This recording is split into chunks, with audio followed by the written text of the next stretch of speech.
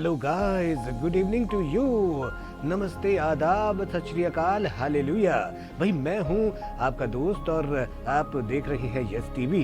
और बहनों भाइयों, इस मोटिवेशनल प्रोग्राम में, संक्षिप्त से प्रोग्राम में बहुत सी बातें मैं आपके साथ शेयर किया करता हूँ, जिन्हें सुनकर, जिन्हें देखकर आप कुछ ना कुछ अपने दिल में, अपनी जिंदगी में, अपनी आदतों में परिवर्तन लाने की कोशिश करते हैं। ऐसा आप में से बहुत सारे लोगों ने मुझे मैसेज करके बताया है।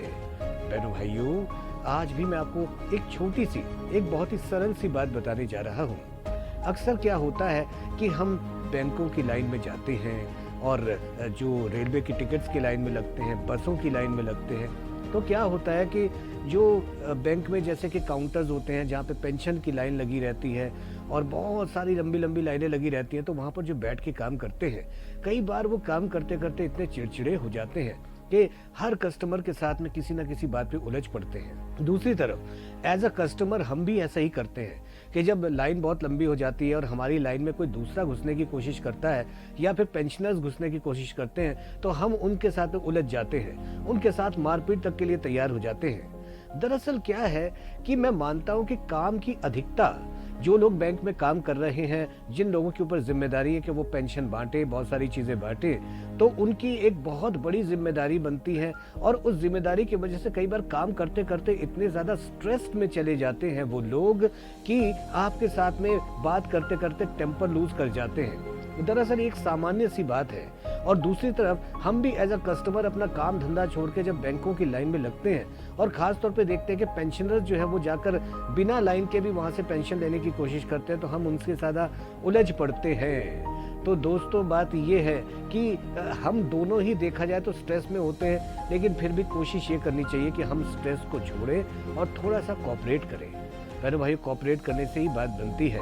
देखिए, अगर हम थोड़ा सा पब्लिक से कोऑपरेट करें तो इससे फ़ायदा ये होगा कि पब्लिक भी थोड़ा सा एक अच्छा इम्प्रेशन लेके जाएगी कि भाई हम अपने काम के लिए आए, काम तो हुआ और अच्छे से हुआ।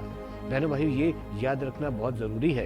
एक बार की बात है कि गौतम बुद्ध अपने शिष्य आनंद के साथ में कहीं जा रहे थे किसी गांव में उपदेश देने के लिए। गांव बहुत दूर था, ये जंगल में थे। तभी उन्होंने देखा कि एक किसान अपने खेत में काम कर रहा है। उन्होंने किसान से पूछा कि भाई ये फला फला गाँव कितने दूर है जहाँ हमें जाना है? तो किसान मुस्कुरा कर कहा, बस पहुँच गए, 2-3 किलोमीटर दूर है, बस ज़्यादा नहीं है। अब आनंद ने कहा, हाय हाय 2 किलोमीटर दूर, ये तो भाई बहुत दूर हो गया। तो गौतम बुद्ध ने कहा, चलते हैं, कोई दिक्कत की बात नहीं है। 2-3 किलोमीटर दूर निकल गए। आनंद ने कहा, भाई मैं तो थक गया हूँ, अब क्या करें? उन्होंने एक औरत को पूछा जो सिर पर गट्ठर धोकर ले जा रही थी कपड़ों का, तो उससे पूछा कि भाई ये कहाँ है, ये गांव है, हमें वहाँ पे जाना है। तो उसने कहा, बस आप आ ही गए, बस मुश्किल से 2-1 किलोमीटर होगा बस। आनंद ने कहा, हाय 2 किलोमीटर और? गौतम बुद्ध मुस्कुराए और चले उसके साथ में आगे। तीसरी जगह पर उनको एक और व्यक्ति मिला जो कि पटरी पर दुकान लगा के बैठा हुआ था, और उसको देखकर उन्होंने पूछा तो कि उसने भी बताया कि बस 1-2 किलोमीटर दूर और है। भाई साहब, ऐसे करते करते तीनों की बात सुनते सुनते 8 किलोमीटर निकल आए वो लोग।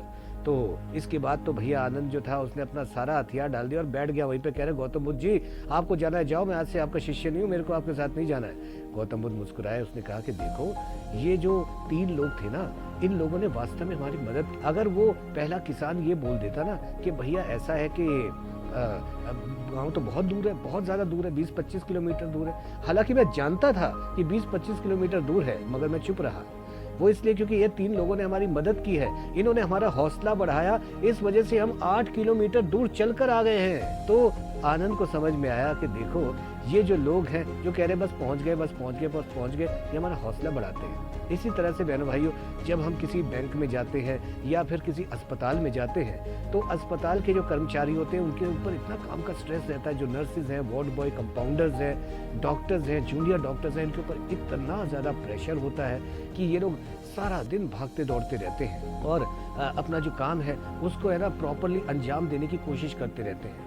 तो दोस्तों, समझने वाली बात ये है कि हमें भी अपनी जिम्मेदारी को समझना है। जितना ज़्यादा स्ट्रेस है हमारे ऊपर, उतना ही ज़्यादा हमारे ऊपर ये चैलेंज है कि हम उस स्ट्रेस को लेकर भी दूसरों के साथ प्यार से बात करें। मेरे भाइयों, ये जो हमारा इंप्रेशन होता है ना, जो दूसरों पे पड़ता है, यही हमेशा याद रहता है। इसी बात को समझते हुए आप ये समझ लीजिए कि इस प्रोग्राम का नाम है ज़िंदगी ना मिलेगी दोबारा, जिसके अगले एपिसोड में कुछ और बातें करेंगे। तब तक के लिए मुझे इजाज़त दीजिए और देखते रहिए यस टीवी।